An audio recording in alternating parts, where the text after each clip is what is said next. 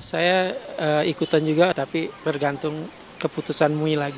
Tidak setuju karena kenapa kita harus boykot ya? Karena produksi Israel itu kan juga berguna untuk banyak orang di Indonesia. Kalau aku pribadi sih setuju ya, apalagi gak usah ngomong tentang agama deh, sesama manusia. Kalau lihat tentang genosida yang terjadi, menurut aku kita salah satu cara berkontribusi untuk membantu mereka ya dengan memboikot sih. Ya jadi let's say kalau memang itu benar, apa sih mendukung ke arah yang perang tadi atau apa, saya rasa saya tidak akan setuju ya. Karena saya jujur aja nggak tahu apakah kebenarannya itu valid. Apakah memang brand-brand ini support directly ke arah kekerasan atau konflik ya. Kalau dari aku sih memilih tetap cintai produk-produk Indonesia kali ya. Ya, kita sudah dengarkan bagaimana tanggapan masyarakat pemirsa. Mungkin terbelah ya, ada yang pro dan juga ada yang kontra. Tapi saya mau tanya langsung ke Pak Faisal. Ini langkah yang sudah dilakukan pemerintah apakah sudah tepat? Karena mengingat ini kan cukup berdampak. Atau mungkin bisa dijelaskan sebenarnya dampak terhadap perekonomian RI sampai sejauh ini seperti apa sih? Apalagi memasuki bulan Ramadan ini nanti Pak. Dampak terbesar kalau dari sisi ekonomi tentu saja yang pertama kali adalah sektor retail ya, retail yang menjual berbagai macam barang, produk ya dan juga jasa. Nah, jadi ini yang biasanya yang selama Ramadan juga ya retail itu yang meningkat biasanya dari sisi penjualannya karena demand-nya tuh memang meningkat. Nah, jadi begitu ada boykot ya terhadap satu produk-produk tertentu, nah apalagi jika produk yang diasosiasikan terafiliasi ini adalah salah satu yang menjadi bagian dari keseharian daripada masyarakat, jadi begitu ada boykot jelas akan terasa ya dampaknya.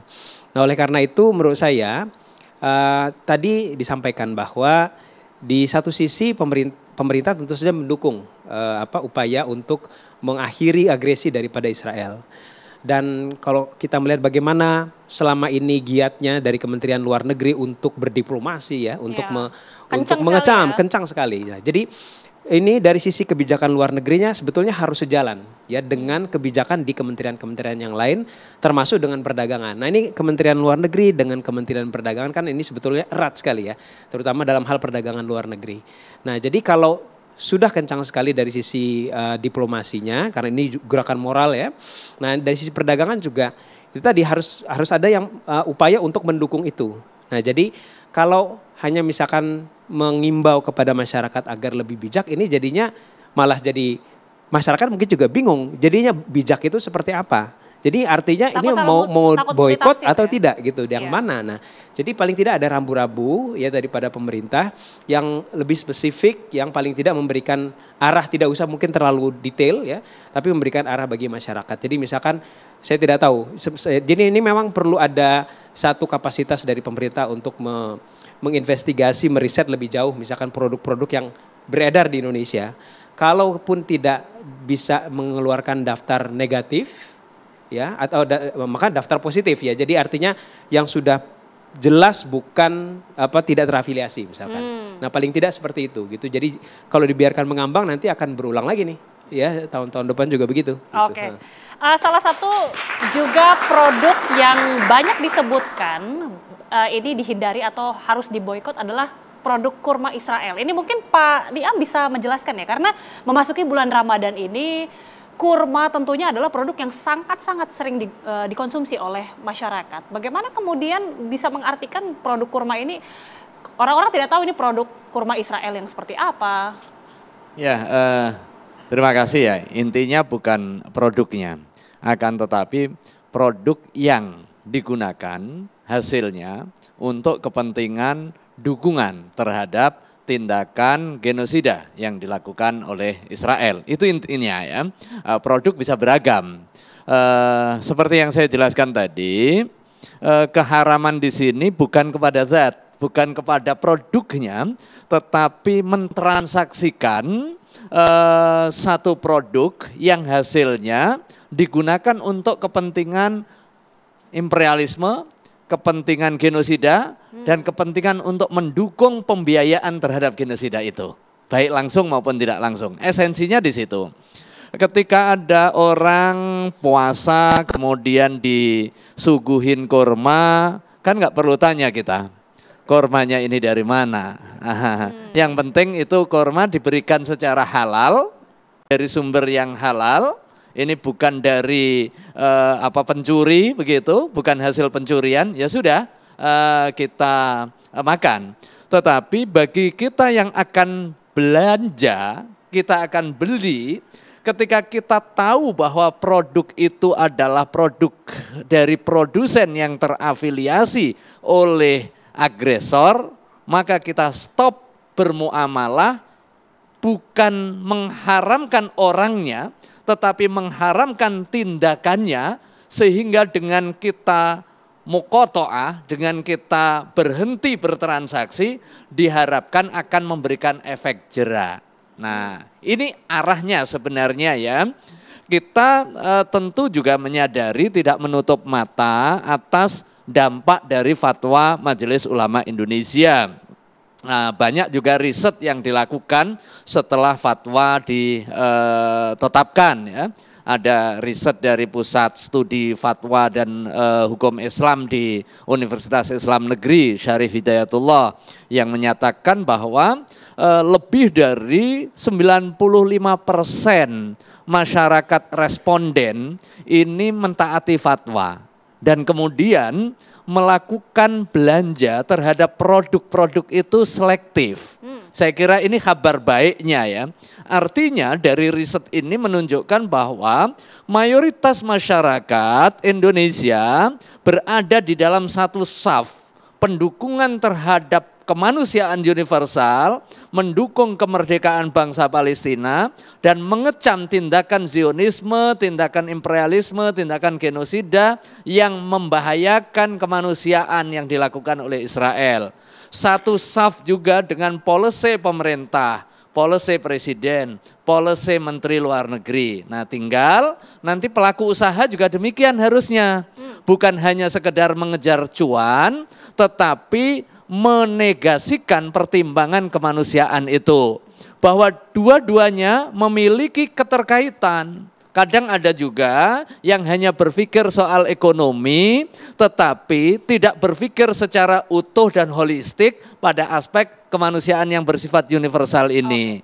Saya kira hal ini juga harus menjadi pertimbangan dan satu kesatuan di dalam policy-nya. Pak Niam, mungkin masih berbicara soal kurma tadi, supaya ini tidak simpang siur. Apakah memang produk kurma Israel ini sudah ada yang masuk ke Indonesia, Pak? Karena saya bukan pelaku usaha dan juga bukan pengawas di bidang usaha, saya tidak tahu persis. Akan tetapi setelah muncul isu publik ini, pasti ada asapnya ya, ada apinya. Tadi ada asap, ada api. Kemudian masyarakat memiliki kearifannya tersendiri. Muncullah beberapa kriteria, bahkan di media sosial itu ada mengadres beberapa merek tertentu, kemudian barcode tertentu yang menunjukkan bahwa ini berasal dari produsen Israel atau yang terafiliasi. Cuma apakah itu benar atau tidak, disinilah peran pemerintah sebenarnya. Memverifikasi, memvalidasi, dan juga mencegah kalau memang itu bagian dari black campaign. Nah, dalam konteks ini pun MUI juga mengeluarkan apa yang kita sebut sebagai tanya jawab terhadap fatwa. Ketika ada pihak-pihak yang menjadi korban ya, salah maksud respon publik terkait dengan implementasi fatwa ini, kita berdiskusi. Kalau memang benar, ayo kita klarifikasi secara bersama-sama. Tapi kalau memang benar, bukan berarti kiamat ini. Tahap yang pertama, ya mendeklar bahwa memang kemarin perusahaan kami dengan indikasi ABC, tapi sekarang, misalnya ada komitmen secara bersama-sama berada di dalam policy pemerintah untuk memerangi tindakan kekerasan yang ada di Palestina yang dilakukan oleh Israel. Ke pemerintah, ke Pak Is. Pak Is, ini mengenai daftar produk-produk kurma tadi, ini kan kembali lagi ya, sudah ada produk-produk yang beredar di sosial media terkait dengan produk kurma khususnya. Simpang siur, Pak, dari pemerintah apakah akan menindaklanjuti ini atau memang benar ada kurma Israel ini masuk, Pak? Ya, makasih Mbak Gita. Jadi seperti kami sampaikan tadi, pada prinsipnya kami sih sangat mendukung. Jadi pemerintah dalam hal ini Kementerian Perdagangan mendukung dari aspek perjuangan ini melalui politik, melalui sosial dan melalui ekonomi.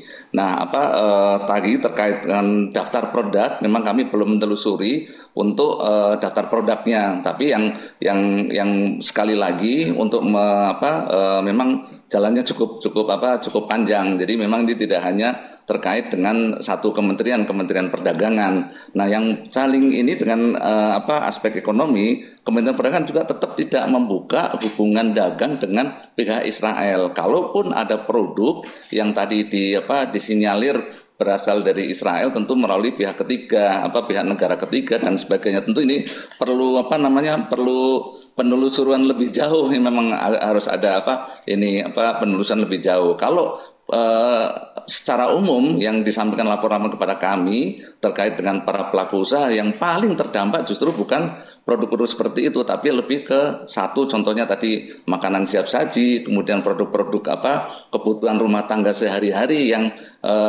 beredar di media sosial ini diduga terafiliasi dengan Israel. Dan itu memang secara ini pada umumnya prinsip hubungan itu kan prinsip hubungan sebagai prinsipal gitu. Jadi prinsipal kepada misalnya contoh makanan siap saji kan hubungannya prinsipal dengan negara-negara tertentu yang diduga saja. Nah, ini yang perlu pembuktian secara panjang kalau yang ini gitu. Nah, kalau untuk produk-produk yang tadi seperti contoh kurma, kita mungkin bisa kita telusuri, tapi yang ada itu adalah pasti bisa dipastikan melalui pihak negara ketiga atau pihak ketiga, karena kita Indonesia ini tidak punya hubungan baik diplomatik maupun perdagangan dengan Israel secara langsung. Mungkin itu Mbak Gita.